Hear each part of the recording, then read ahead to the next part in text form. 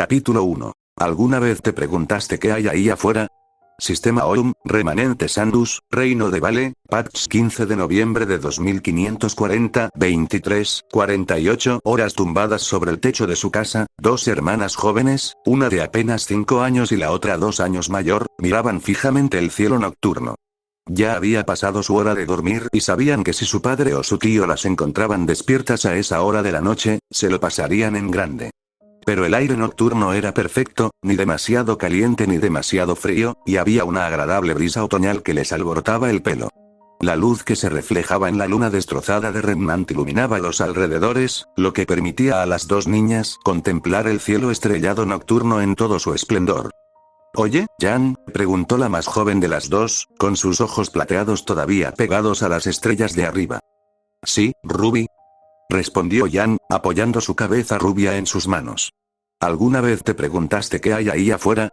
Preguntó Ruby inocentemente, con una pequeña sonrisa adornando sus labios. Jan tarareó, apartando su atención del cielo nocturno para centrarse en Ruby. ¿Qué quieres decir? Quiero decir, aclaró Ruby mientras seguía mirando hacia arriba, ¿alguna vez te preguntas si hay alguien ahí afuera? ¿Que no sea de Remnant? ¿Te refieres a un extraterrestre? Preguntó Jan. Cuando Ruby asintió, Jan sonrió y asintió de vuelta. ¿Es por esa película con el extraterrestre y la bicicleta que acabamos de ver? Sí, lo sé, pero aún así, se quejó Ruby petulantemente con un ligero puchero, provocando que Jan se riera. Jeje, se rió Jan levemente y luego volvió a prestar atención a las estrellas. Para ser honesta, Ruby, supongo que no le había dado mucha importancia. Me imagino que hay algo ahí afuera. El tío Crow dice que el espacio es grande. ¿Crees que algún día los conoceremos? Preguntó Ruby inmediatamente, habiendo tomado la respuesta ambigua de Jan como un acuerdo. Jan pensó en su respuesta, frunciendo los labios y arrugando la nariz. Si Ruby hubiera estado mirando, probablemente se habría reído de la expresión que estaba poniendo Jan. Finalmente, Jan se relajó y sonrió, girando la cabeza para mirar a Ruby una vez más. Sí, creo que lo haremos, respondió Jan con toda la firmeza que podía tener una niña de 7 años. ¿Y tú? Sin duda, confirmó Ruby, sonriendo cada vez más. Y sé que, sean quienes sean, seremos amigos. Estoy segura de ello. Ante la declaración de Ruby, Jan no pudo evitar reír. Sistema de Pekín, Pekín III Montañas Ching. Un soldado solitario yacía boca abajo entre las rocas escarpadas mientras observaba la furiosa batalla que se desarrollaba a lo largo del paso de montaña que se encontraba debajo. A través de la mira de su rifle de francotirador SRS-99, vio a los marines disparar sus MA-5 desde detrás de una cubierta, agachándose mientras los rayos de plasma fundido respondían. Los lentos y desafortunados fueron alcanzados, el intenso calor derritió sus armaduras y los envió al suelo gritando.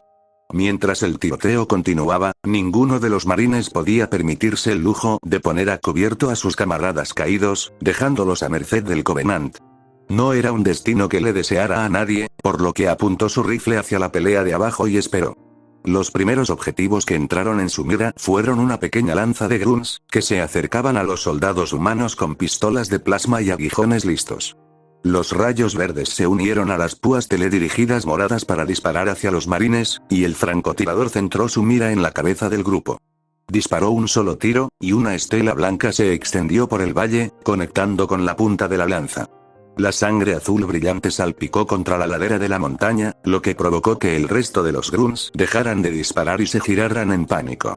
Aprovechando su oportunidad, el francotirador disparó 3 tiros más, cada uno de los cuales alcanzó la cabeza de otro grunt. Para cuando recargó, los grunts corrían en pánico, lo que permitió a los marines reagruparse y devolver el fuego con mucha más eficacia. «Jefe, estamos en posición», escuchó el francotirador que una voz femenina le gritaba. «Recibido», respondió el suboficial mayor John, 117, que seguía tendido boca abajo mientras esperaba que el líder de la lanza se revelara. Muy pronto, vio a un élite minor con armadura azul emerger de detrás de una roca, gritando órdenes a los supervivientes grunt en pánico mientras disparaba su rifle de plasma a los marines. Esto pareció galvanizar a los grunts cuando se dieron la vuelta y dispararon a los marines, obligándolos a volver a cubrirse. Los marines respondieron al fuego, sus balas rebotaron en el escudo del élite sin efecto mientras los grunts avanzaban con cautela. John, mientras tanto, calmó la respiración y apuntó a la cabeza del élite, luego disparó un solo tiro. El escudo de energía se rompió tan pronto como la bala hizo contacto, seguido por el alienígena desplomándose con un gran agujero en la cabeza. Ahora los grunts estaban completamente en pánico y sin líder, lo que permitió a los marines acabar con ellos y finalmente avanzar. Lanza Covenant eliminada y equipo de marines en camino. Procediendo al siguiente objetivo, gritó John por su comunicador interno, poniéndose de pie y continuando su caminata por la pequeña cornisa de la montaña. Tenía apenas 2 pies de ancho en el punto más ancho, lo que lo obligaba a moverse con la espalda pegada a la roca. De vez en cuando, pequeñas rocas y escombros caían de la cornisa al valle de abajo, recordándole lo alto que estaba, pero no dejó que eso lo molestara. En cambio, John dejó que sus pensamientos se dirigieran hacia el propósito de toda esta operación. La operación Zhuge-Liang, como la llamó el almirante Preston Cole, era algo que la Marina del Comando Espacial de las Naciones Unidas había estado preparando durante meses. Comenzó cuando el personal de la Oficina de Inteligencia Naval descubrió un antiguo artefacto enterrado debajo de la corteza de Beijing III, un mundo recientemente colonizado fundado a fines de la década de 2490. Sabiendo que el Covenant estaría ansioso por tener la oportunidad de recuperarlo, el planeta fue evacuado discretamente y reemplazado por varias divisiones de marines y soldados del ejército de la UNSC. Cuando finalmente llegó la esperada flota Covenant, las flotas tercera, quinta y novena les tendieron una emboscada cuando se acercaban al planeta. Era un plan sensato, en opinión de John, pero como sucede con muchos planes, no había sobrevivido por completo al contacto con el enemigo. De casi 100 naves, solo quedaba la mitad para ese momento, y el Covenant solo había perdido 10 de las suyas. Los pensamientos de John se interrumpieron cuando escuchó el característico gorjeo de la artillería Covenant al ser disparada. Aguzando la vista, John se dirigió a una zona más amplia de la montaña y se arrastró hasta la cima, donde se unió al resto del equipo azul para observar su objetivo. Linda, 058 estaba apuntando su rifle de francotirador a 2 pares de Evils tipo 48 emplazados en las cimas de las montañas, disparando sus descargas de plasma a las fuerzas de UNSC que se encontraban debajo. Cuentó 15 lanzas en cada plataforma de artillería, recuerda Linda, todavía apuntando a través de su mira. Sobre todo grunts y jackals, pero también una buena cantidad de élites. ¿Liderazgo?, preguntó John, mientras ya contaba mentalmente el número. Si cada lanza tenía de 1 a 2 élites, eso significaba que podría haber más de 30 élites en cada plataforma. Frunció el ceño, no le gustaba cómo sonaba eso. Ultras, respondió Kelly, 087. Pude entrar y salir antes de que me vieran. Hay un paso debajo por donde podemos colarnos. Después de eso, haremos que funcione, la interrumpió John, cambiando su rifle de francotirador por su MA-5B. Revisó el cargador, una pequeña caja en su UDA apareció encima y mostró que albergaba las 60 balas estándar, y lo volvió a insertar en su arma. Luego, John se volvió hacia sus compañeros Spartan y se apoyó en su rodilla. Esto es lo que haremos, dijo John, apoyando su rifle de asalto sobre su rodilla levantada y dibujando un mapa rápido en la tierra con su mano libre. Cada uno de nosotros tomará una plataforma separada a la vez. Si intentamos hacerlo secuencialmente, el Covenant nos atrapará e intentará eliminarnos con sus armas. Una vez dentro, diríjanse al núcleo de plasma y sobrecárguenlo, luego exfiltren antes de que el Weevil explote. ¿Entendido? ¿Lo tienes, jefe?, respondió Fred, asintiendo con la cabeza mientras colocaba un cargador nuevo en su M392 DMR. Kelly, mientras tanto, se llevó la escopeta M90 al pecho, indicando que aceptaba el plan. Linda no dijo nada, en cambio, pasó el dedo por su casco Argus para formar una sonrisa. John asintió en respuesta, luego, juntos, los miembros del equipo azul comenzaron a arrastrarse por la cima de la montaña, cada uno yendo en direcciones separadas hacia sus propios objetivos individuales. John se arrastró hacia el más cercano, con cuidado de no hacer demasiado ruido para no llamar la atención no deseada. Mientras el jefe maestro se arrastraba, oyó cada vez más morteros de plasma disparando hacia el valle que se encontraba debajo. Siguieron grandes explosiones y John supo que muchos más soldados estaban muriendo. Frunció el ceño, pero se obligó a mantenerse firme. Si permitía que el Covenant lo detectara, no había garantía de que pudiera destruir al Weevil a tiempo y más marines morirían. Después de casi 30 minutos de arrastrarse sobre su vientre, John se encontró escondido detrás de una gran roca que apenas colgaba de la cornisa. Agarró la roca con una mano con fuerza, evitando caerse de la ladera de la montaña, mientras que con su mano libre apuntaba su rifle hacia adelante por si alguna patrulla Covenant se cruzaba con él. Encendió la luz indicadora dentro de su casco en verde, indicando al equipo azul que estaba en posición y listo para moverse. Fred y Linda pronto respondieron también con luces verdes, pero cuando Kelly no respondió, John comenzó a preocuparse. Resultó ser en vano, ya que la luz de Kelly parpadeó en verde unos minutos después. Ahora que todos estaban en posición, John asomó la cabeza detrás de su roca y esperó una abertura. De pie frente a una entrada abierta al Weevil, John vio a un par de jackals charlando entre ellos en una serie de graznidos y ladridos. Los sistemas internos de su Mjolnir MK. If no podían traducir el lenguaje alienígena, pero John estaba más preocupado por los escudos de energía redondos que emitían los guanteletes de los jackals. Desde esa distancia y ángulo, no podría derribarlos sin comprometer su posición, y consideró sus opciones. Pronto se le ocurrió una idea y John colocó con cuidado su MA-5B entre su cuerpo y la roca para sacar una granada de fragmentación M9. Probó el peso en su mano, moviendo el pulgar sobre el botón del gatillo y asomó la cabeza por detrás de la roca una última vez. «Ataquen», ordenó John, lanzando la granada de fragmentación desde detrás de la roca hacia los pies de los jackals. Los avianos detuvieron su parloteo para mirar el objeto redondo con sorpresa, y chillaron espantosamente cuando se dieron cuenta de lo que era. Rebotó justo detrás de ellos y explotó antes de que los jackals tuvieran tiempo de mover sus escudos para defenderse, lo que provocó que sus cuerpos salieran volando mientras la explosión los acribillaba con metralla. La sangre anaranjada salpicó el metal púrpura del Covenant, y John ya estaba corriendo dentro del Weevil cuando las alarmas comenzaron a sonar. John, 117, dobló una esquina lo más rápido que pudo y mantuvo su rifle de asalto apuntando hacia adelante justo cuando un trío de grunts y un par de jackals entraron por una puerta para investigar. John arrojó una granada de fragmentación a sus pies, sin detenerse a descansar mientras explotaba entre ellos. Abatió a tiros a los aturdidos sobrevivientes y luego entró por la misma puerta por la que entraron. Contacto. Eliminando hostiles, escuchó John que Fred informaba con calma por el comunicador del equipo, acentuado por disparos distantes de su DMR. Antes de que pudiera responder, John se encontró con otra fila de grunts. Estaban armados con pistolas de plasma y, lo que es más importante, lo estaban esperando justo cuando abrió otra puerta. El Spartan se puso a cubierto justo cuando los soldados Covenant comenzaron a disparar, llenando la puerta con fuego verde. «Entendido, Azul, 2», dijo finalmente John mientras sacaba su rifle de asalto de detrás de una cubierta y comenzaba a disparar en ráfagas cortas y controladas.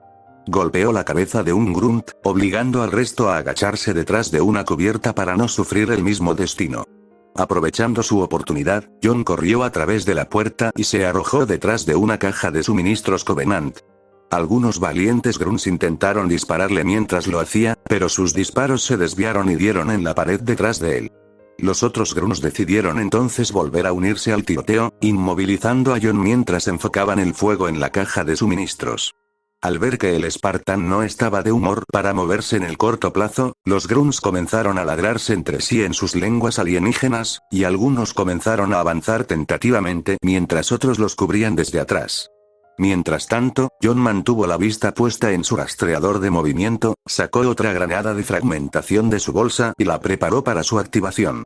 Una vez que estuvieron lo suficientemente cerca, arrojó el explosivo sobre su hombro y el estuche de suministros.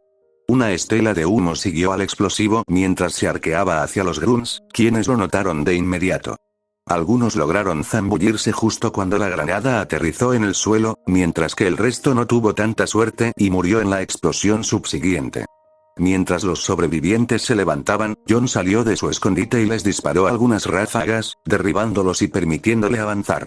Mientras subía por una rampa hacia el segundo piso, John revisó el indicador de munición de su rifle para ver que le quedaban 32 balas en el cargador. Aprovechó la oportunidad para recargarlo, cambiándolo por un cargador nuevo y volviendo a tener 60 balas. John se alegró de haberlo hecho, porque fue atacado por fuego de plasma tan pronto como asomó la cabeza por encima de la rampa. Esta vez, los rayos de plasma eran azules, lo que le indicaba que provenían de élites que empuñaban rifles de plasma. «Encontré el núcleo de plasma», gritó Kelly justo cuando John comenzó a devolver el fuego hacia el par de Elite Minors, a quienes acaba de ver apoyados por varias filas de grunts y jackals. «Jefe, tenemos un problema». ¿Qué pasa, Azul 3? Preguntó John con calma, sin dejar de devolver el fuego a pesar de los rayos de plasma que zumbaban junto a su armadura Mjolnir MK. If. El núcleo de plasma está protegido. Tendré que encontrar una forma de evitarlo. Te avisaré cuando encuentre una solución. Entendido, respondió John, cambiando su rifle de asalto vacío por su rifle de francotirador. Normalmente, no recomendaría usar un arma de largo alcance en un combate cuerpo a cuerpo, pero ahora necesitaba una penetración adicional. Con solo la parte superior de su cabeza visible, John inclinó el cañón de su arma y apuntó al primer élite que vio, luego disparó un solo tiro en su cabeza. El élite cayó, obligando al otro a rodar en picado para cubrirse e impidiendo que John siguiera adelante con otro tiro. Sin decir una palabra, John cambió sus armas y recargó mientras saltaba el borde de la rampa hacia el segundo piso. El fuego verde y azul lo rodeaba ahora, disparándole desde todos los lados, pero John mantuvo su atención enfocada directamente en el élite. Ahí estás, pensó mientras veía la cabeza del élite asomar brevemente detrás de una caja de suministros. Con su velocidad mejorada evitando que los grunts y jackals lo golpearan, John disparó su arma hacia el élite, acribillando sus escudos y haciendo que se rompiera bajo el fuego sostenido. Las balas atravesaron la carne del alienígena, provocando que la sangre purpúrea salpicara a su alrededor mientras intentaba disparar algunos tiros de su rifle de plasma. Sin embargo, fue demasiado tarde, ya que John terminó de vaciar el cargador en el élite y lo mató. Con su líder muerto, los grunts comenzaron a entrar en pánico y a correr a ciegas, pero los jackals pudieron mantener su enfoque. Desde detrás de sus escudos redondeados dispararon hacia John, lo que lo obligó a ponerse a cubierto detrás de la caja de suministros manchada de púrpura. Sabiendo que su MA-5B era inútil contra los jackals a esta distancia, John lo enfundó junto a su rifle de francotirador y sacó su M6 de Magnum de su cadera. Lo apuntó hacia el hueco en el costado de uno de los guanteletes de escudo de los jackals, donde disparaban sus pistolas de plasma, y disparó a través de él. La primera bala golpeó la mano del avianoide, lo que provocó que retrocediera de dolor y moviera su escudo hacia un lado. Con su cabeza ahora expuesta, John disparó un segundo tiro en él, lo que provocó que el alienígena se desplomara en el suelo. Sus camaradas ignoraron esto, aunque se acercaron en un esfuerzo por superponer sus escudos. La táctica funcionó, ya que John se encontró incapaz de obtener un disparo preciso. John revisó su UDI, para su disgusto, descubrió que solo le quedaba una granada de fragmentación. Al ver que no tenía muchas opciones, John la arrojó detrás de sus escudos. La granada explotó poco después y provocó que los cuerpos de los chacales volaran como un desastre de miembros rotos y carne sangrante. Me he quedado sin granadas, avisó John, mientras escaneaba la habitación en busca de más hostiles. ¿Necesitas ayuda?, preguntó Linda, a pesar de que John podía escuchar el fuego del Covenant desde el fondo de su comunicador. Negativo, respondió John mientras se arrodillaba ante el élite que acababa de matar y comenzaba a buscar en su cuerpo. Pronto encontró lo que buscaba, un par de granadas de plasma que estaban listas para ser tomadas. El jefe maestro luego se dirigió hacia el segundo élite, donde encontró otro par de granadas de plasma que elevaron su stock a 4. Se preparó para seguir adelante, pero luego tuvo una idea una vez que vio toda la tecnología Covenant esparcida por el suelo. Equipo azul, tengan cuidado. Nuevo objetivo secundario. Si pueden, aseguren la tecnología Covenant para realizar ingeniería inversa, ordenó John mientras tomaba un guantelete con escudo relativamente intacto y se lo colocaba en la muñeca. Trabajó para recordar cómo encenderlo, pero pronto la memoria regresó y lo activó. Un escudo naranja estalló ante él y, con un asentimiento silencioso, lo apagó. Luego aprovechó la oportunidad para agarrar la pistola de plasma de un grunt caído, sujetándola a la funda magnética de su otra cadera y sacando de nuevo su rifle de asalto. Recibo la confirmación, líder azul, dijo Fred, seguido por el resto del equipo azul, que repitió la misma confirmación. John asintió y se dirigió hacia una gran puerta que se abrió automáticamente para él. Procediendo al objetivo principal, gritó John mientras corría a través de la puerta. Cuando una fila de grunts entró en una intersección frente a él, John los abatió con fuego completamente automático y siguió corriendo, sin apenas reconocer sus cadáveres aún sangrantes. Pronto se encontró con otra rampa, solo que esta estaba custodiada por varios élites, grunts y jackals. La mayoría de los élites eran menores, pero John podía ver algunos mayores con su característica armadura carmesí. Su atención, sin embargo, estaba en el grunt que manejaba una torreta de plasma, y John sintió que una idea le venía a la cabeza. Jefe, tengo una solución a nuestro problema de escudos, gritó Kelly mientras John enfundaba su rifle de asalto, sacaba su magnum y activaba su guantelete escudo capturado justo cuando fuego azul y verde llovía sobre su posición. No nos dejes en suspenso, Azul 3. Cuéntanoslo, respondió Fred. John, mientras tanto, comenzó a eliminar a los grunts uno tras otro con cuidadosos disparos a la cabeza, usando su escudo para protegerse en la habitación relativamente descubierta. Un disparo de pistola de plasma sobrecargado puede sobrecargar los escudos que rodean el núcleo, y una granada de plasma debería hacer el resto. ¿Y cómo lo sabes?, preguntó Linda por encima del ruido de su rifle de francotirador. En su interior, John no estaba sorprendido por el hecho de que Linda, de entre todas las personas, estuviera usando un rifle de francotirador en combate cuerpo a cuerpo, pero, por otra parte, era lo suficientemente hábil con él como para que la táctica funcionara. Así que se quedó en silencio y se dirigió hacia la torreta de plasma mientras disparaba su pistola al artillero. Porque lo acabo de hacer. La declaración de Kelly fue seguida por el sonido revelador de una granada de plasma explotando, y John pudo escuchar las alarmas de emergencia del Weevil comenzar a sonar. Extracción ahora. Bien. En espera, anunció John mientras un mayor de élite se abalanzaba sobre él, con la intención de usar su rifle de plasma como garrote. John lo bloqueó con el guantelete escudo y luego golpeó el borde en la cabeza del élite con la fuerza suficiente para hacer que el escudo de energía brillara de un azul brillante. Acercando al élite, John descargó el resto del cargador de su magnum en su estómago, lo que provocó que el alienígena cayera al suelo muerto como un clavo. Rápidamente recargó y disparó otro tiro en la cabeza del artillero, lo que le permitió a John tener vía libre para saltar sobre otro élite que cargaba, pateándolo en la cabeza al mismo tiempo para romper sus escudos, desactivar su guantelete escudo, agarrar la torreta de plasma y luego arrancarla de su soporte. Sosteniéndola en su cadera, John comenzó a disparar su arma pesada contra los alienígenas que lo rodeaban, destrozando los escudos de los élites y convirtiendo sus cuerpos en desastres carbonizados poco después. A los grunts y jackals no les fue mejor, y pronto John estuvo solo una vez más. Revisó su HUD, mostrando que su torreta aún tenía una carga del 50%, y asintió para sí mismo antes de subir la rampa hacia el piso final. Cuando llegó a la cima, John escuchó el eco de una gran explosión que provenía del otro lado del valle, seguida de una gran onda expansiva que derribó varios contenedores sueltos. Él no se vio afectado, pero algunos grunts que lo esperaban no tuvieron tanta suerte y perdieron el equilibrio. Esto le permitió a John abatirlos y continuar hacia la cámara final. Estoy en el núcleo de plasma, anunció John, observando el gran mecanismo. Estaba debajo del arma principal del Weevil, y cada disparo hacía que se abrieran las aletas junto al núcleo que expulsaban los gases calientes.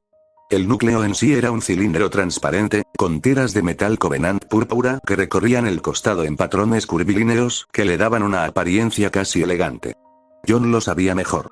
Al Covenant le gustaba que sus naves y armas lucieran elegantes, pero enmascaraban su siniestro propósito que la humanidad había aprendido bastante bien. Se movió alrededor del núcleo, encontrando la única abertura que estaba cubierta por un grueso velo de escudo de energía. Recordando lo que dijo Kelly, John quitó su mano izquierda de la torreta de plasma y agarró la pistola de plasma que había agarrado antes. Sobrecargando los escudos ahora. «Listos», anunció John mientras mantenía presionado el gatillo. El pequeño resplandor verde en el extremo de la pistola de plasma comenzó a hacerse más grande y brillante, y la pistola misma comenzó a temblar violentamente por la energía que estaba almacenando. Sin embargo, justo cuando se preparaba para disparar, el rastreador de movimiento de John mostró un punto rojo solitario que apareció en su borde, y el Spartan se dio la vuelta justo cuando un élite ultra con armadura blanca entró en la habitación.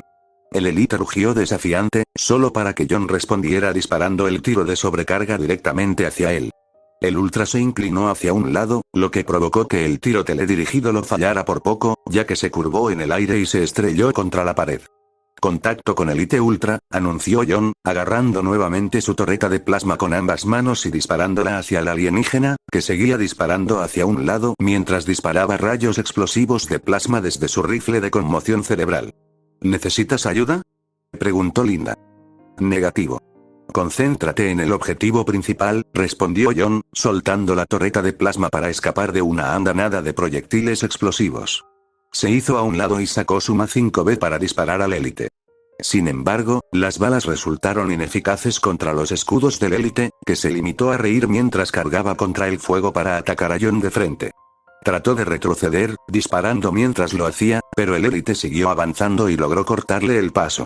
A pesar de su enorme peso, el élite levantó fácilmente al Spartan vestido con Mjolnir y lo inmovilizó contra la pared, arrancándole el rifle de asalto de las manos y tirándolo a un lado. Sin embargo, antes de que el élite pudiera hacer algo más, Jon sacó inmediatamente su magnum y comenzó a disparar directamente a la cabeza del élite.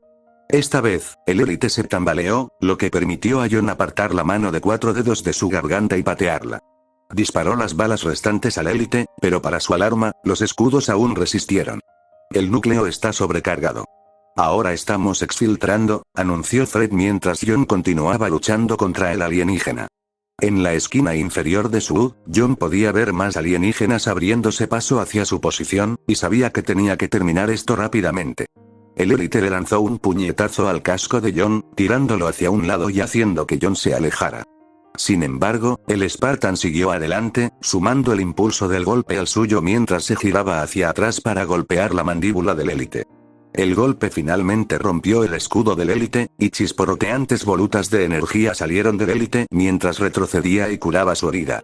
Sin querer darle una oportunidad de recuperarse, ni tener tiempo para recargar su magnum, Jon sacó su cuchillo de combate y se abalanzó sobre el élite. El alienígena logró agarrar su muñeca justo antes de que la hoja pudiera clavarse en su ojo, pero Jon siguió presionando todo su peso hacia adelante contra él. Enlazando su pierna alrededor de la del élite, Jon lo hizo tropezar y lo arrojó al suelo. Ahora que estaba arriba, Jon se arrodilló sobre su pecho y presionó el cuchillo hacia abajo. Estaba resultando un proceso lento y tedioso, ya que el poderoso alienígena luchaba por mantenerlo alejado. Con su otra pierna sujetando su brazo libre, Jon colocó ambas manos sobre la empuñadura del cuchillo y aumentó la presión. Cuando la punta del cuchillo se acercó al ojo del élite, pudo ver que comenzaba a entrar en pánico. Luego, con un fuerte puñetazo en la parte superior del cuchillo, Jon hundió el cuchillo de combate en la cabeza del élite hasta la empuñadura. El cuerpo se estremeció y luchó por un momento, pero luego los brazos cayeron flácidos y el cuerpo se quedó quieto. Satisfecho, Jon sacó el cuchillo del cadáver con un chapoteo húmedo. Al ver la sangre púrpura que manchaba el metal, Jon lo limpió contra su armadura antes de envainarlo, luego caminó de regreso al núcleo de plasma y apuntó su pistola de plasma al escudo de energía que lo cubría. Lo sobrecargó, luego, una vez que el arma estuvo lista, disparó directamente al escudo, exponiendo el núcleo al mundo. El escudo se ha ido. Ahora el núcleo está sobrecargado, anunció Jon mientras preparaba una granada de plasma y la lanzaba al núcleo.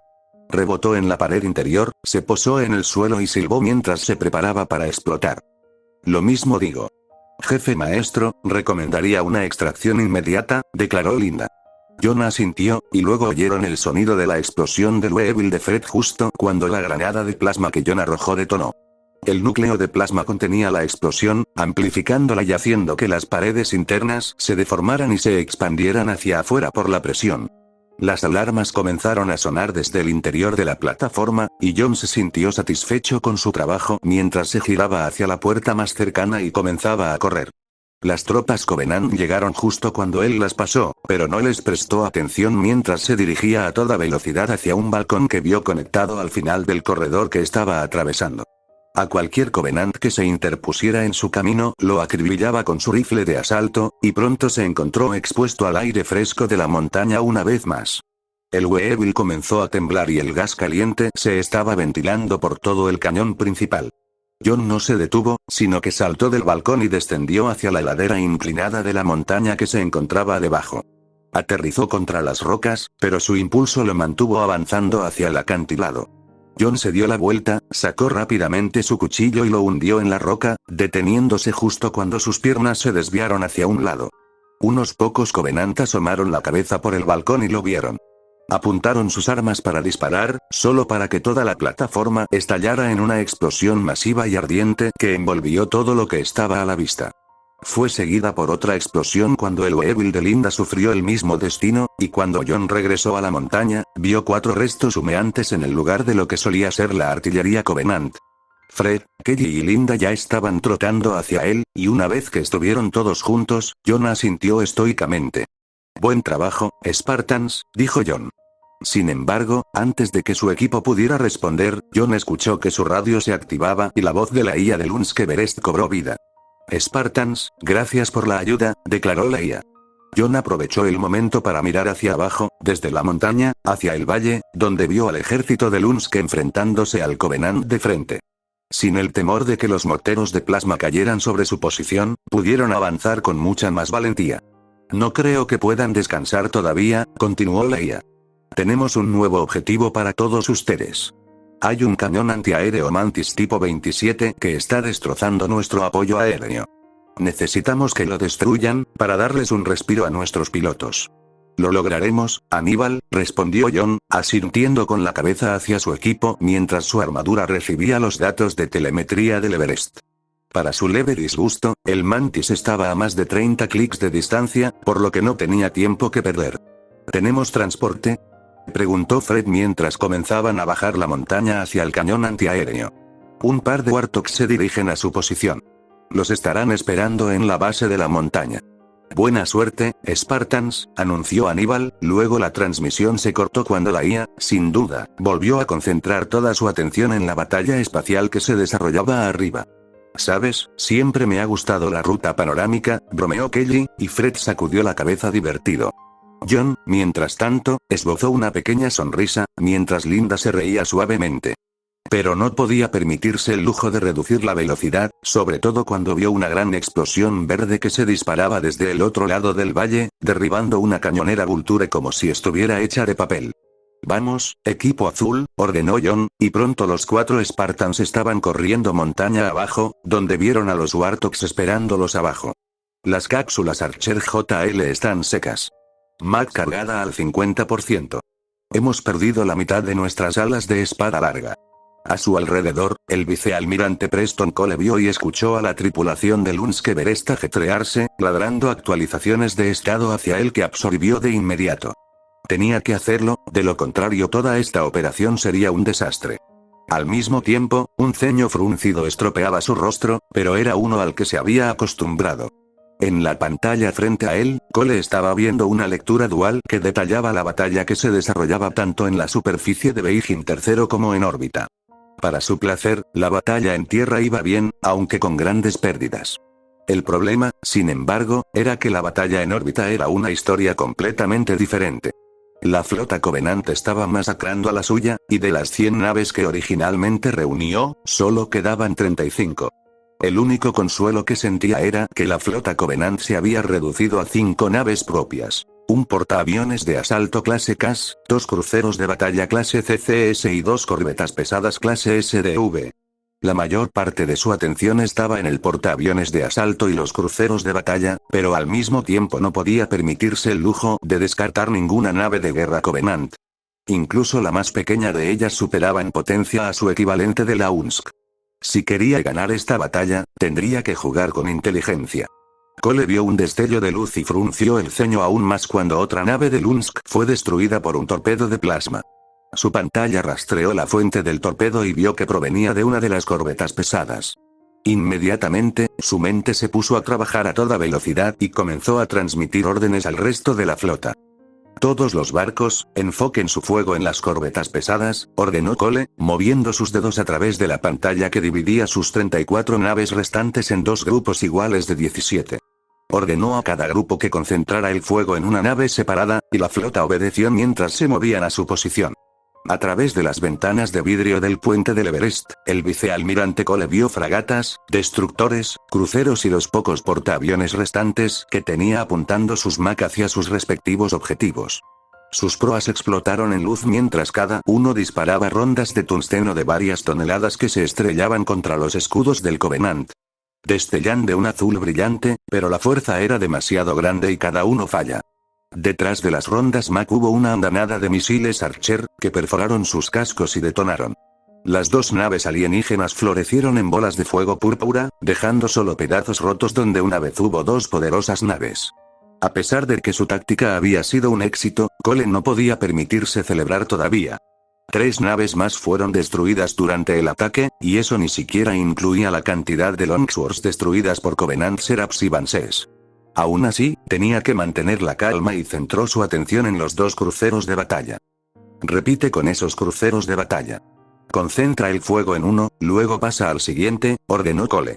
Las dos mitades de su flota obedecieron, dispersándose lejos de los torpedos de plasma mientras disparaban sus armas de defensa puntual a los cazas Covenant. Pequeñas bolas de fuego se unieron a las explosiones más grandes, y dos naves más fueron destruidas antes de que la flota pudiera orientarse hacia uno de los cruceros de batalla y disparar. Cuando el escudo se dobló, Cole se alegró de no haber intentado destruirlos a ambos al mismo tiempo, como hizo con las corbetas. Hizo falta todo su fuego solo para destruir una. Cuando otra salva de misiles Archer se dirigió hacia el crucero de batalla, rematándolo, el resto de la flota dirigió su atención hacia el segundo crucero de batalla. Este y el portaaviones de asalto estaban disparando sus armas contra la flota, obligándolos a dispersarse como moscas. Un fuerte estruendo y un crujido sacudieron el Everest, obligando a Cole a aferrarse a la estación que tenía delante para sostenerse. Otros miembros de su tripulación no tuvieron tanta suerte, ya que cayeron al suelo y saltaron chispas por la habitación debido a un cortocircuito en los componentes electrónicos. Aníbal, informa. Gritó Cole. A su lado, un pequeño podio cilíndrico se iluminó y reveló a un hombre holográfico teñido de azul con barba poblada, que vestía una túnica sobre una cota de malla y un casco tracio sobre la cabeza. Almirante, uno de los torpedos de plasma del crucero de batalla impactó en una de las plataformas de lanzamiento de popa del Everest y estamos purgando la atmósfera, reveló Aníbal. Ahora estoy sellando los mamparos. ¿Hubo bajas?, preguntó Cole, dirigiendo su atención al segundo crucero de batalla justo cuando lo destruían, junto con varias otras naves suyas. Se tragó una maldición. Solo les quedaban 20 naves, muchas de las cuales estaban expulsando atmósfera. Cuento 286 almas perdidas, dijo Aníbal. Señor, no creo que el Everest pueda sobrevivir a otro golpe. Lo sé, dijo Cole, cerrando los ojos y suspirando mientras sacudía la cabeza. Maldito desperdicio. Aníbal, traza un rumbo para todos los barcos supervivientes. Quiero flanquear ese portaaviones de asalto por todos los lados. Por supuesto, señor. Ahora estamos planeando movimientos de pinza, reveló Aníbal. Poco después, se enviaron transmisiones desde el Everest al resto de la flota de Lunsk. El resplandor naranja de sus motores se intensificó a medida que se movían alrededor de la nave alienígena más grande en amplios arcos, tratando de evitar su destrucción por su armamento de plasma. El Everest, mientras tanto, se enfrentó a la proa del portanaves de asalto. Cole vigilaba la carga del Mac. Estaba al 70%, pero incluso entonces sabía que con todas las naves que tenía, una sola salva no sería suficiente. Se necesitarían varias, y no sabía cuánto tiempo tomaría eso antes de que ese portanaves los destruyera a todos. Tenía que pensar en una forma de superar esto, pero ¿cómo? Entonces, cuando vio más serafines salir volando del portaaviones de asalto, el almirante Cole sintió que una idea le venía a la cabeza. Aníbal, ¿cuántos luchadores de espada larga nos quedan?, preguntó. Cuento 10 actualmente en condiciones operativas, respondió Aníbal. Eso tendrá que bastar. Llévenles un Shiva a cada uno. Los llevaremos volando directamente al hangar Covenant y destruiremos a ese monstruo desde adentro, ordenó Cole. Aníbal sonrió y asintió, luego comenzó a dar las órdenes de Cole al resto de los pilotos de combate del Everest. Al mismo tiempo, Cole sintió que el puente se estremecía cuando el cañón Mac disparó junto con el resto de la flota.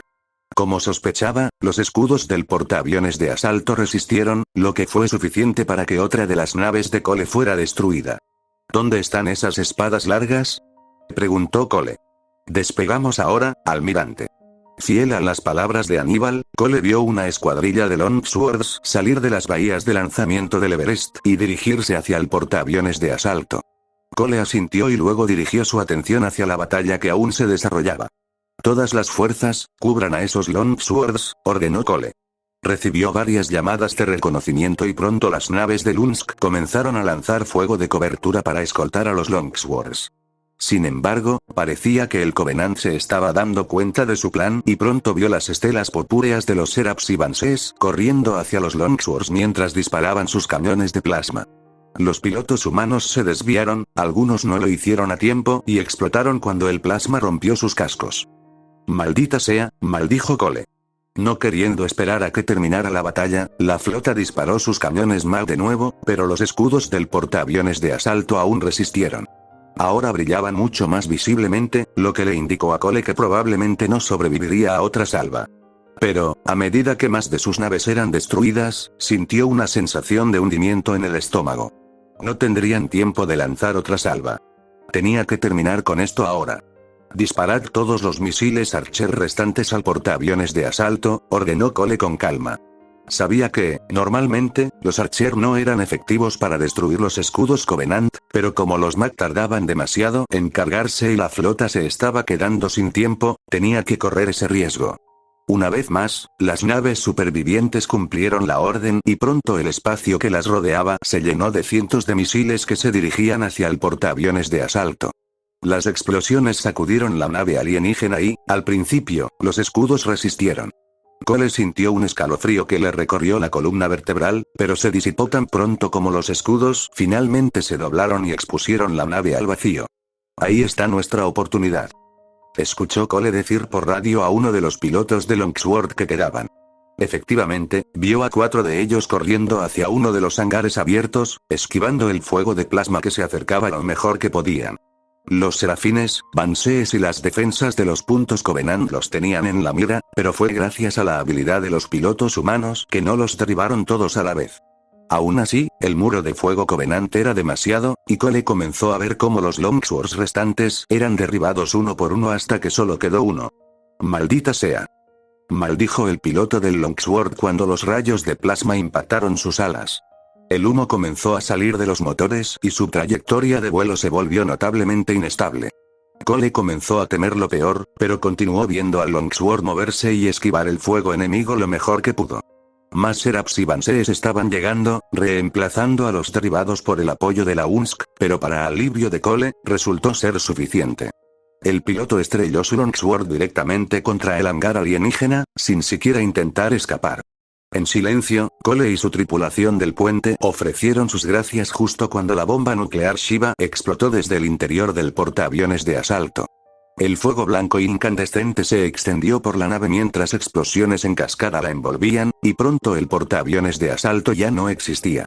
Cole suspiró y se sentó en su silla mientras su tripulación del puente vitoreaba su victoria. Era una victoria pírrica, en el mejor de los casos. Hizo un recuento mental de las fuerzas que le quedaban y se estremeció. Entró en el sistema de Pekín con 100 naves. Parecía que se marcharía con poco más de 12, la mitad de las cuales tendrían que sufrir extensas reparaciones para poder funcionar. Si sus cálculos eran correctos, había calculado que casi 100.000 almas habían muerto en las últimas 48 horas. El único consuelo que sentía era que todas eran bajas militares. Al menos pudo evacuar a los civiles a tiempo. «Aníbal, ¿cuál es la situación sobre el terreno?», preguntó Cole, volviéndose hacia el monitor correspondiente. «Estoy detectando la destrucción completa de las fuerzas terrestres del Covenant, almirante», transmitió Aníbal. «¿Damnificados?». «50%, señor». Cole suspiró y sacudió la cabeza. Los resultados de la batalla empezaban a pesarle. No era que el resultado fuera una sorpresa. De hecho, ni mucho menos. Era que batallas como esta eran demasiado comunes y demasiado raras al mismo tiempo. Lo habían sido durante más de 15 años. Al ver que la tripulación del puente lo miraba, Cole se enderezó y cruzó los brazos detrás de la espalda. «Quiero que todas las fuerzas terrestres sean convocadas a las naves disponibles», comenzó, y la tripulación transmitió inmediatamente sus órdenes a la flota. «Lancen equipos de recuperación de inmediato. Tienen 1 hora para recoger todos los cuerpos y la tecnología Covenant que puedan. Aníbal, asegúrate de que se borren los datos de navegación de las naves destruidas de Lunsk. Después de eso, inicia el protocolo Cole en toda la flota, artículo 1, subsección 4. ¿Salto aleatorio al espacio?», se preguntó en voz alta un alférez. «¿Por qué?». «A pesar de nuestra victoria aquí, no estoy dispuesto a correr ningún riesgo». «Podría haber naves de exploración Covenant observándonos mientras hablamos», respondió Cole. Para ser honesto, no estaba seguro de si ese era realmente el caso, pero esa incertidumbre era suficiente para exigir cautela. El protocolo Cole era quizás la mayor arma que el UNSC había utilizado contra el Covenant, impidiéndoles encontrar colonias humanas durante el mayor tiempo posible. Sería condenados y una de sus naves conducía al descubrimiento de Reacho, Dios no lo quiera, a la Tierra misma. Por supuesto, señor, respondió el mismo alférez, volviéndose a su puesto para coordinar las tareas de recuperación. Mientras Preston Cole observaba a los equipos de recuperación y demolición inspeccionar el campo de escombros, recordó una vez más el verdadero alcance de la guerra en la que se encontraba envuelta la humanidad. El UNSC no estaba luchando por territorio, poder o incluso recursos. Estaban luchando una guerra por la supervivencia de su especie. Una guerra por el derecho a simplemente existir y vivir. Una guerra que estaban perdiendo. Preston Cole reflexionó sobre este pensamiento durante el resto de la hora, observando solemnemente cómo las naves supervivientes recuperaban las fuerzas terrestres del UNSC. Ejército, marines e incluso un equipo de fuego de los Spartan y clandestinos. Inmediatamente habían entrado en criosueño a bordo del Everest, y una vez que sus órdenes se completaron por completo y el puente realmente vacío, Cole se apartó de las ventanas de cristal y caminó solemnemente hacia la criobay. Aníbal ya había introducido los complejos cálculos necesarios para saltar al desliespacio, y así, cuando finalmente entró en su criocápsula personal, el UNSC Everest desapareció en un olvido azul brillante. Sistema desconocido, nube exterior de Ord 28 de noviembre de 2546, 15 horas. Incluso después de décadas de servicio militar, al almirante Cole nunca le gustó la sensación de entrar y salir del criosueño. Era frío, incómodo y siempre se sentía muy cansado. A pesar del nombre, no se sentía como si hubiera dormido en absoluto. Aún así, ignoró su incomodidad mientras se dirigía al puente. En cambio, se concentró en por qué Aníbal se había dignado a despertarlo en primer lugar. Se suponía que debían saltar a un sistema aleatorio y luego saltar de nuevo inmediatamente, esta vez hacia los astilleros de Reach. Algo había sucedido y Cole solo podía esperar que pudieran solucionarlo. Cuando llegó al puente, estaba vacío, salvo por el código activado de Aníbal. La IA inteligente miraba fijamente al vacío, centrando su atención en dos planetas enanos, uno de un color vagamente dorado y el otro violeta, que orbitaban entre sí. Espero que no me hayas despertado solo por algún fenómeno estelar, dijo Cole en voz alta. Mientras tanto, Aníbal sacudió la cabeza mientras se daba la vuelta. No, en absoluto, almirante. Solo lo estaba admirando, señaló Aníbal. Estos dos planetas son fascinantes. Ambos tienen la misma masa y sus órbitas están centradas en un punto singular perfectamente ubicado entre ellos. Nunca he visto nada igual. Murmuró Cole. Si era sincero consigo mismo, eso era interesante, pero como no era una preocupación importante, caminó hacia el frente del puente para mirar fijamente al vacío. Aníbal, ¿por qué me despertaste?, preguntó Cole. Aníbal asintió y luego desvió su atención del fenómeno para mirar directamente al almirante Cole. Es el sistema en sí, almirante, reveló Aníbal. Cuando salí del espacio flotante, seguí los protocolos estándar de la UNSC e inmediatamente realicé un escaneo del espacio circundante. ¿Qué encontraste? Estamos fuera del límite del espacio humano explorado, a casi 40 años luz de la Tierra, en un sistema inexplorado. Calculo que, si la insurrección y el Covenant no hubieran dividido nuestra atención, es probable que hubiéramos encontrado este sistema hace décadas. ¿Cómo es que nunca lo hicimos? Estamos más arriba que nunca en el eje Z galáctico. Nuestros sensores nunca apuntaron en esta zona antes. Cole no pudo evitar reírse. Eso es anticlimático. Yo también lo sentí, bromeó Aníbal, para luego adoptar una expresión más seria. El sistema en sí orbita una estrella de secuencia principal de tipo G. En realidad, tiene la misma masa y la misma energía que el Sol. De hecho, si no lo supiera, diría que esta estrella es el Sol. Eso es extraño. Cole frunció el ceño, al igual que Aníbal. Algo no cuadraba. ¿Qué pasa con el resto de los planetas? Sin contar los dos planetas enanos que orbitan actualmente, el sistema tiene 4 cuerpos planetarios, 2 rocosos y 2 gigantes gaseosos. Curiosamente, no hay cinturón de asteroides. Sin embargo, mi preocupación es el segundo planeta. Aclarar. El planeta se encuentra en la zona habitable del sistema. De hecho, la distancia entre él y su estrella natal es exactamente la misma que la que hay entre la Tierra y el Sol. Esta coincidencia me intrigó y comencé a investigar más a fondo. Algo le gritaba a Cole que esto no era una coincidencia, pero permitió que Aníbal continuara. Mientras lo hacía, comencé a captar extrañas señales de radio que provenían de la superficie del planeta. Son demasiado débiles para que pueda descifrarlas desde esta distancia, pero puedo escuchar sus ecos. ¿Crees que hay gente ahí abajo?, preguntó Cole, y Aníbal asintió. Sintió que su mente analizaba a toda velocidad las posibilidades. La primera, y la más alarmante, provocó una respuesta inmediata. ¿Es Covenant? No, eso lo puedo determinar. Se asemeja más a los de constitución humana. Cole tarareó y se llevó la mano a la barbilla. Inmediatamente, su mente se desvió hacia la información que tenía sobre este sistema. Estaba justo fuera del límite del espacio humano, lo que significaba que no era imposible que alguien hubiera llegado al sistema primero. Tal vez una colonia perdida, o más preocupante, un puesto avanzado de los insurrectos desde el cual podrían lanzar ataques contra el Unsk. Cuanto más pensaba en ello, más se daba cuenta de que no podía simplemente dejarlo así. ¿Cuál es el estado del barco?, preguntó Cole. La integridad estructural del Unsk Everest se encuentra en un 75%. Hemos agotado nuestros misiles Archer, pero el cañón Mac sigue funcionando. Tenemos 1733 marines y soldados del ejército, y 4 Spartan y, todos ellos en criostasis actualmente, informó Aníbal.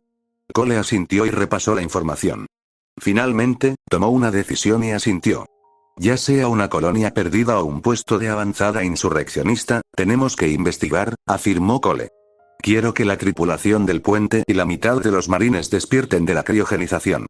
Carguen el arma Mac, por si acaso. Por supuesto, señor. Inmediatamente. Con eso, Aníbal asintió y luego desapareció en su podio. Cole sintió que los motores del crucero superpesado clase Valiant se encendían, impulsando la nave hacia el planeta portador de vida. Afortunadamente para él, el viaje fue aburrido. La única interrupción en la monotonía fue cuando la aturdida tripulación del puente entró en el puente y se sentó frente a sus puestos, gritando informes de telemetría y estados de la tripulación. El planeta, mientras tanto, se acercaba cada vez más y su apariencia lo sorprendió. Era muy parecido a la Tierra. Incluso desde esa distancia, podía ver 4 continentes que se parecían vagamente a dragones rodeados de océanos e islas, grandes y pequeñas.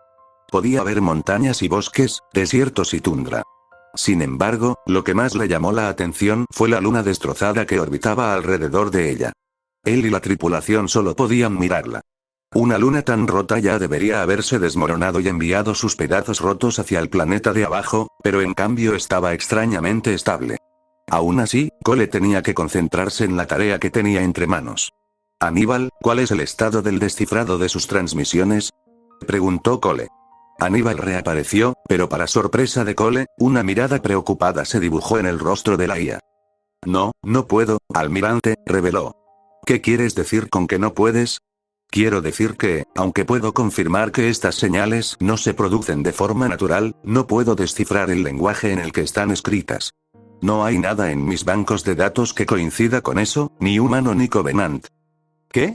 ¿Cómo pudo?, preguntó Cole, y uno de sus alféreces gritó alarmado. Almirante, estoy detectando señales que se dirigen desde el planeta directamente hacia nosotros, reveló. Cole se acercó y se inclinó a su lado para ver mejor. Fiel a su palabra, el Everest ahora estaba siendo bombardeado por ondas de radio. Al principio, le preocupó que tal vez fueran sistemas de armas que se estaban fijando en la mira, pero pronto comenzó a darse cuenta de que esto era algo diferente. Poco a poco, sus ojos se abrieron al darse cuenta. Señor, me están dando más, gritó otro alférez justo cuando pasaban por la luna destrozada. Cole se levantó de inmediato y arrojó su mano puntiaguda hacia Aníbal. Aníbal, detén el Everest inmediatamente, ordenó Cole. Aníbal obedeció al instante y los propulsores de popa de la nave se apagaron.